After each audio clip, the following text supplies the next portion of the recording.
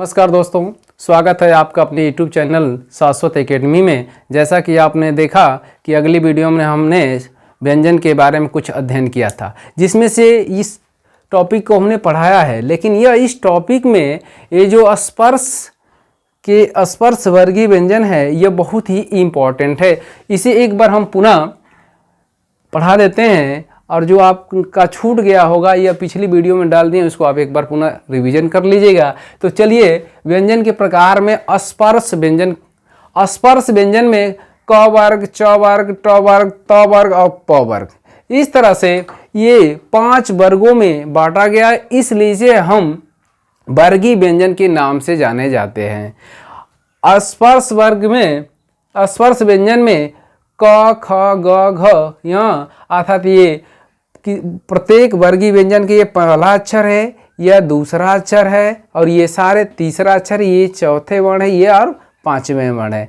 तो यहाँ इसलिए इसको हम बता रहे हैं कि यहाँ से बार बार संधि में भी यह पूछा जाता है कि पहला वर्ग तीसरे वर्ग के रूप में, दूसरा वर्ग 5वें वर्ण के रूप में परिवर्तित हो जाता है। इसलिए इसे याद करना बहुत ही जरूरी है, जिसमें ये किसी भी वर्गीय व्यंजन का प्रत्येक 5वां जो अक्षर है वह अनुनासिक कहलाता है, जो नाक और मुख के द्वारा उच्चारण किया जाता है, इसलिए अनुनासिक कहते हैं। और जब भी इससे एक क्वेश्चन यहाँ से बन जाता है, इसमें से 2 दे देगा, 1 दे देगा और दे देगा, पूछेगा कि इसमें से कौन सा वर्ण अनुनासिक नहीं है। तो याद रहना चाहिए आपको कि ये जो 5वां वर्ण का जो अक्षर है यह अनुनासिक है। और इसे आपको हमने बताया कि अंतस्थ में एक बार पुनः बता देते हैं कि इसे यर अलावा को अंतस्थ व्यंजन कहते हैं, या अर्धस्वर भी कहते हैं, और र को प्रकंपित या लुंठित व्यंजन कहते हैं, पार्श्विक का और व्यंजन जो है ल को कहते हैं। और मूल रूप से जो है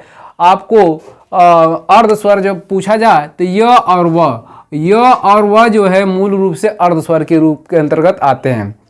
तो यहाँ से भी ये क्वेश्चन कई बार पूछा है टेट में और जगहों पे। इसके बाद उष्म व्यंजन में स और ह, इसमें इसी को ही हम कहते हैं संघर्षी व्यंजन अर्थात या उष्म व्यंजन।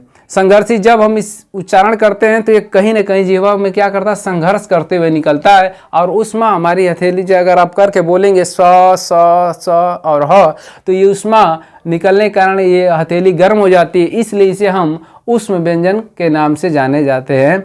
अर्थात यहाँ से भी बार बार प्रश्न पूछता है कि ये इसका अल्प प्राण में, महाप्राण में ये ऐसे ऐसे करके चेंज हो जाता है। तो चलिए हम इससे आगे चलते हैं। व्यंजनों में 2 वर्ण और आपसे पूछे जाते हैं कि उत्क्षिप्त व्यंजन किसे कहते हैं।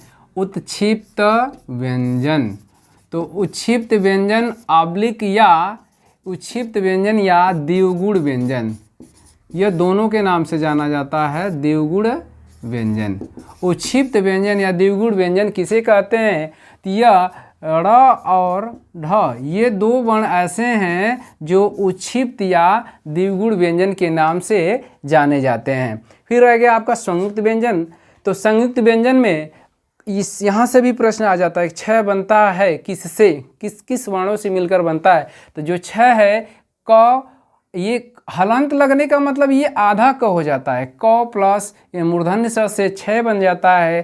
त्र जो है त और र से त्र बन जाता है। ज्ञ जो है ज और य से ज्ञ बन जाता है। और स्र जो है तालव्य स, देखिए ये बार बार इसीलिए हमने वहाँ बताया था, ये तालव्य स और र से आपका स्र बन जाता है। इस तरह से व्यंजन के प्रकार में आपने उत्क्षिप्त व्यंजन, द्विगुण व्यंजन या संयुक्त व्यंजन को पढ़ा। इसके बाद आगत व्यंजन, आगत जैसे आपने स्वर पढ़ा था उसी तरह से आगत व्यंजन।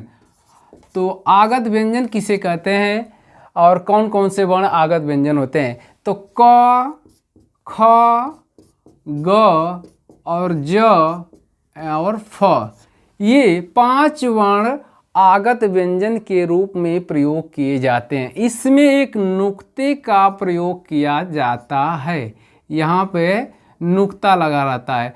पूछ देता है कि ये ज और फ में जो बिंदी लगी रहती है उसे क्या कहते हैं? तो इसे ही हम कहते हैं नुक्ता। क्या नाम दिया जाता है? नुक्ता। और नुक्ते का प्रयोग अर्थ परिवर्तन के लिए किया जाता है। अर्थ परिवर्तन। अर्थ परिवर्तन के लिए नुक्ता का प्रयोग किया जाता है। अर्थ परिवर्तन के लिए नुक्ता का प्रयोग किया, जैसे देखिए, जैसे हमने लिखा जरा और यहां नुक्ता लगा दिया, तो जरा मीन्स होता है थोड़ा सा।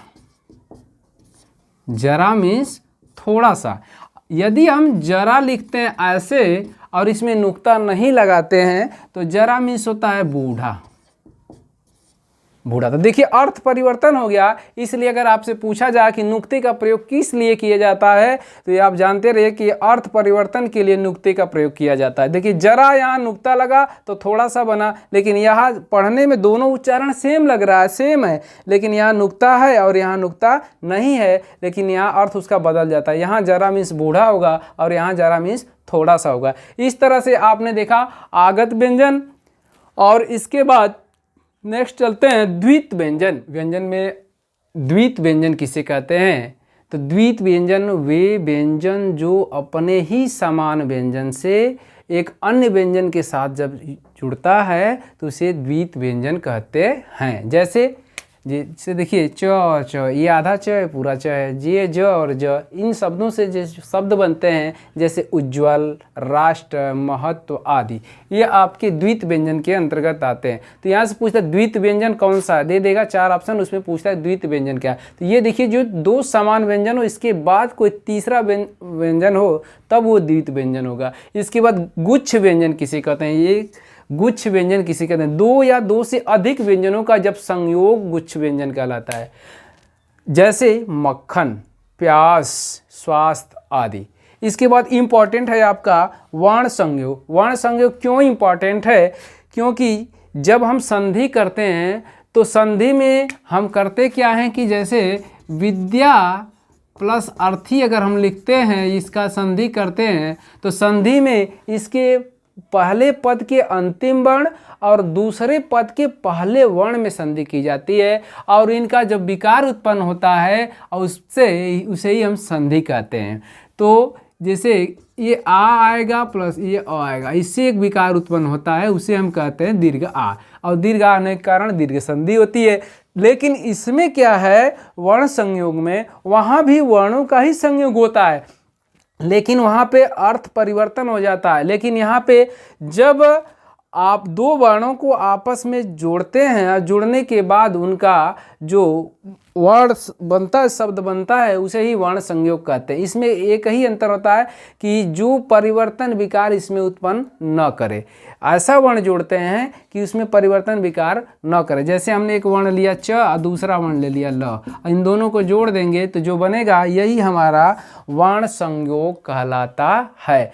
तो दोस्तों आज की वीडियो यहीं समाप्त करते हैं। हमें आशा हुए और उम्मीद भी है कि यह वीडियो आपको अच्छी लगी होगी। और अगर आप हमारे चैनल पे नए हैं तो डिस्क्रिप्शन बॉक्स में जाकर चैनल को सब्सक्राइब और लाइक करना न